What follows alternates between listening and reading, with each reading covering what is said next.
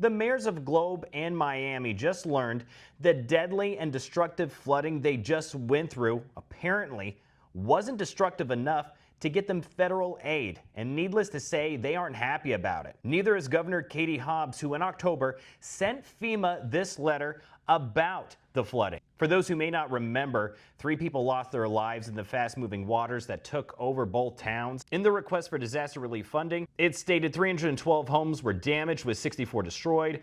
Infrastructure was severely damaged, and there was a lot of debris cleanup, all with the preliminary total cost of about $33.5 million, which both mayors say goes beyond the threshold needed for FEMA assistance. But just days before Christmas, FEMA sent the governor this letter, basically saying that the state and local governments can cover the costs, writing, "We have determined that supplemental federal assistance is not necessary." Now, the mayors told me they will have to put current repair projects on hold until they figure out where to get that funding, including projects to prevent this kind of flooding from happening again. They are hoping the state will come in and provide some of that necessary funding, and Governor Katie Hobbs said that she will appeal FEMA's decision.